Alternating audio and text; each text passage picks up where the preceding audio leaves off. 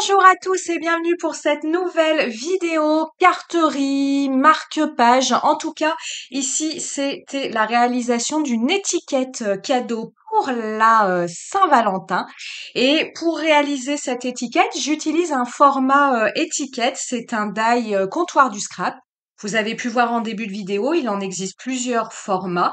J'ai ici utilisé le plus grand format et je suis venue découper dans un ancien fond gel presse, eh bien mon die comptoir du scrap. Je vous ferai une petite parenthèse fond gel presse juste après. Je vous commande juste ce que vous voyez à l'écran. Je viens avec un pochoir fait du scrap apposer des petits cœurs avec des paillettes. J'utilise mon petit pot de Stickles et je voulais vous dire pour ce point-ci, mon pot de Stickles, il a 1 an aujourd'hui et il a un petit peu changé de texture. Il est plus pâteux qu'avant. Avant, on était sur quelque chose quand même. Alors, dire liquide, c'est exagéré, mais de plus fluide quand vous achetez votre pot. Donc ça allait très très bien pour apporter des paillettes sur certains détails de votre colorisation, je sais pas, les ailes d'insectes, un petit cœur par-ci par-là.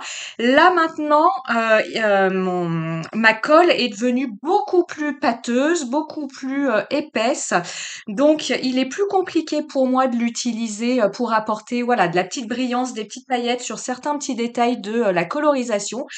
Par contre, maintenant, elle a une texture idéale pour l'utiliser comme je l'ai fait là avec un pochoir parce qu'avant elle était justement elle était trop fluide donc j'avais des motifs de pochoir pas très nets, ça pouvait un petit peu passer sous le pochoir, surtout que moi je suis pas trop douée pour faire des motifs de pochoir très très nets avec une texture, une pâte ou quoi que ce soit d'assez fluide. Donc avant j'utilisais cette même technique, mais je n'avais pas d'aussi bons résultats, tout simplement parce que ma colle était beaucoup plus fluide. Et là, finalement, je lui trouve une seconde vie. Maintenant qu'elle a cette texture beaucoup plus épaisse. Vous le verrez au moment où je vais vous montrer la réalisation finale en fin de vidéo. Vous verrez, les petits cœurs sont nickel, sont bien dessinés, ils ne sont pas du tout flous. Voilà, là c'est super. Donc c'était pour vous dire, oui, effectivement, hein, on a échangé avec certains. Ces petits pots de Stickles, leur texture varie dans le temps une fois qu'elle est ouverte. Mais là, je suis très contente de me dire que je vais pouvoir finalement, comme je vous dis, lui trouver une seconde vie en l'utilisant de cette façon. Colorisation de mon personnage. Cette colorisation va prendre un petit peu de temps, donc je vais déjà vous parler de ce que je voulais vous dire à propos de mon fond gel presse, et puis après on reviendra à la colorisation de mon personnage. Fond gel presse, ce sont des fonds, je dis des parce que vous voyez depuis un petit moment que je fais des réalisations en utilisant des fonds gel presse. J'ai réalisé il y a quelques mois déjà toute une série de fonds gel presse avec des encres en spray, donc des encres Distress. Moi, je suis plus sur les Distress oxyde, des encres E-Zinc en spray et des encres Lindy's, hein, des encres Magicals. J'en ai réalisé toute une série et je vous avais fait à l'époque une vidéo commentée de la réalisation de ces fonds. Je vous mets le lien de cette vidéo en commentaire, comme ça, si vous souhaitez vous y référer, vous avez tout de suite le lien. J'ai utilisé ici un fond gel presse, donc en fait j'applique mes encres, hein, c'est ce que vous voyez dans la vidéo consacrée. J'applique mes encres sur ma gel presse, je viens y mettre mon pochoir. Ici c'est un pochoir Holland Create que j'aime beaucoup, donc je viens y mettre mon pochoir, puis je viens récupérer l'empreinte de ce pochoir avec ce qu'il y a d'apposé d'encre en spray en mettant un papier. J'utilise deux sortes pour ma part, deux sortes de papier, soit des papiers mix média type Pantone mix média ou type papier aquarelle de Vaesen Creative, mais que je trouve plus, hein, je vous l'ai déjà dit, être du papier mix média que vraiment du papier aquarelle. En tout cas, soit du papier qui varie entre 200 et 250 grammes, c'est ce que j'ai utilisé ici.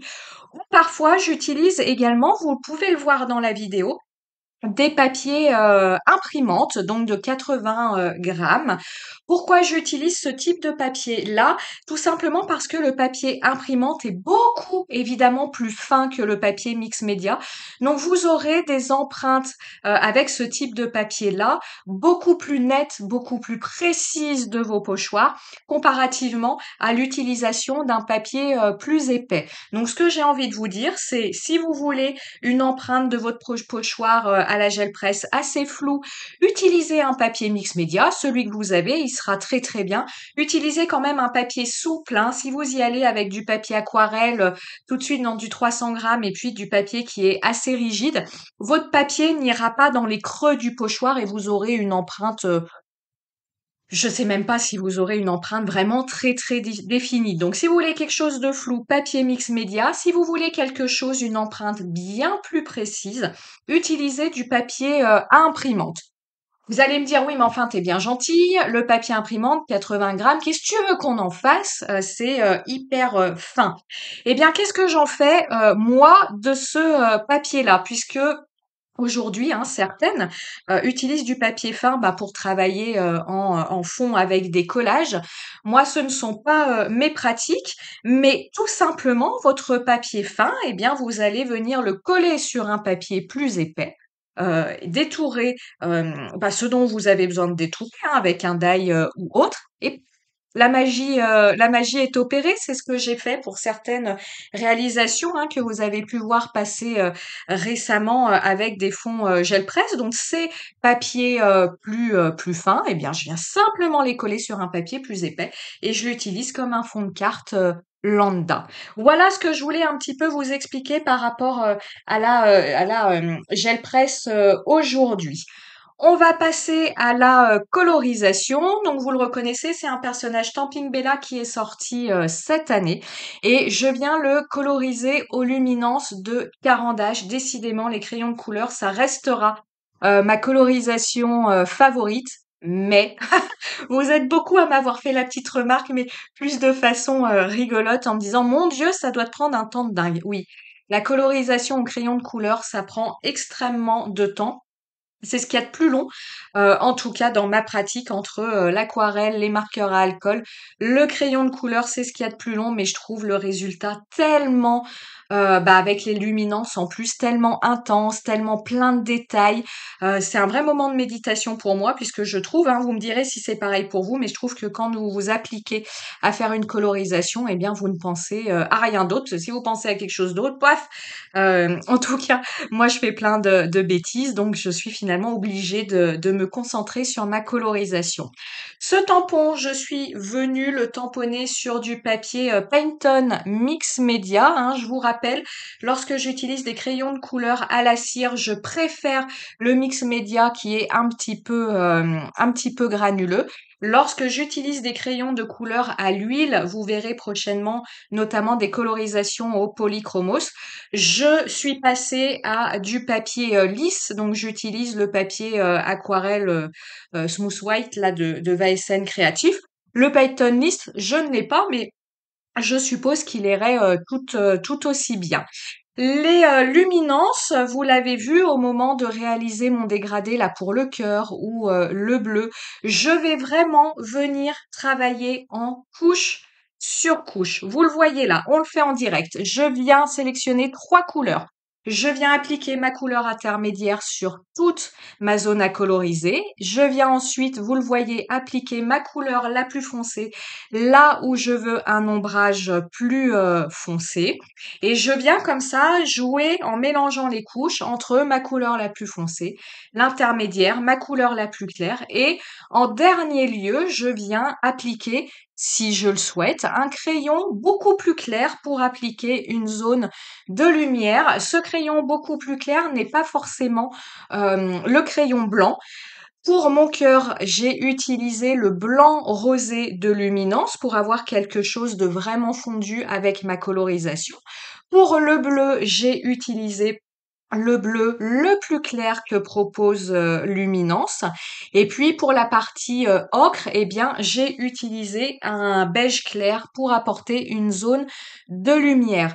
Pourquoi je fais ainsi? Parce que je trouve tout simplement que apporter des zones de lumière uniquement avec un crayon blanc, on va avoir quelque chose de répétitif, on va avoir finalement toujours la même couleur au niveau de sa zone de lumière, alors qu'en fait, on le voit hein, dans la réalité, notre zone de lumière, elle dépend en fait de la couleur basique de l'objet, et puis ça va simplement être un éclaircissement de cette couleur. Donc y mettre que du blanc, que du blanc, que du blanc, je trouve que ça fait quelque chose de beaucoup plus plat et de moins intéressant que d'utiliser vraiment, comment on va dire?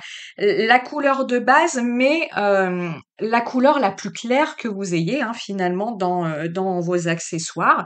Donc par exemple, là, pour le vert, vous le voyez à l'écran, j'utilise pardon, apporter une zone de lumière, j'utilise, c'est ce que je fais là, mon vert le plus clair dont je dispose.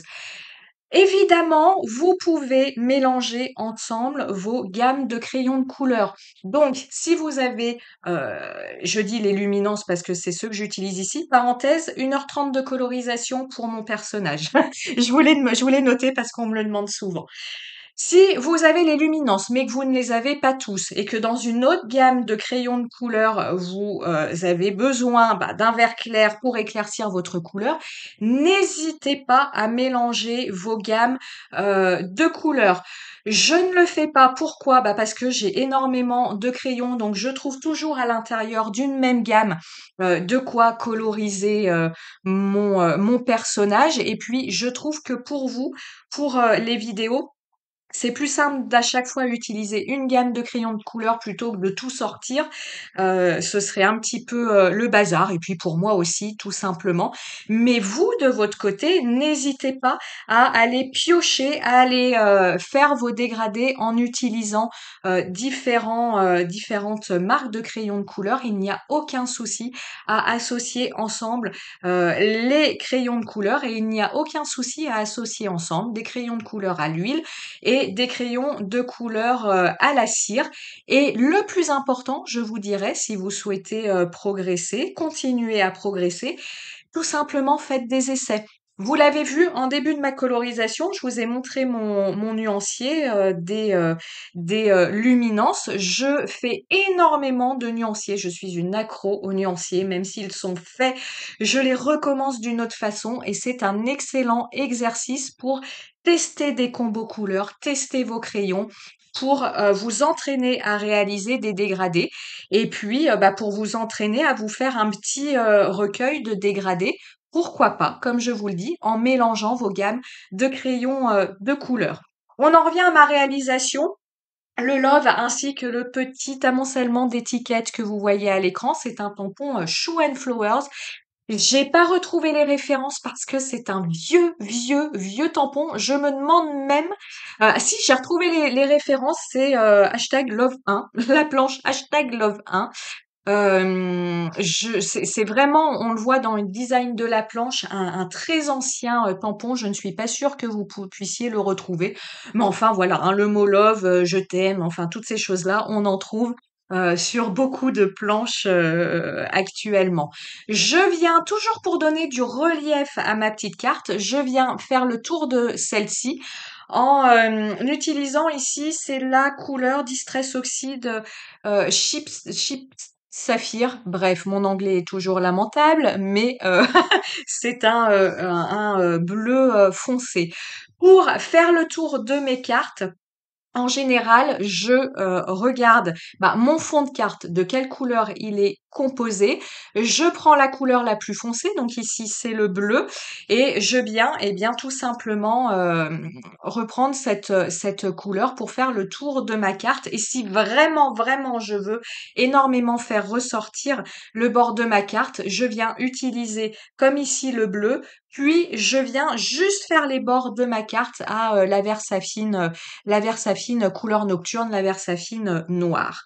Pour mettre en relief mon cœur, en plus ici c'est colorisé au crayon de couleur, donc ça fonctionne parfaitement bien.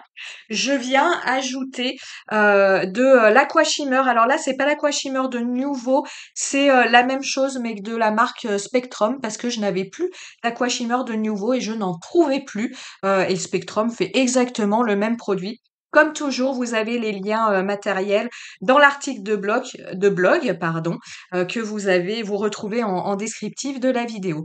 Un petit coup de Glossy Accent et une fois que le glossy est sec, je viens faire quelques petits détails avec mon stylo gel blanc Sakura.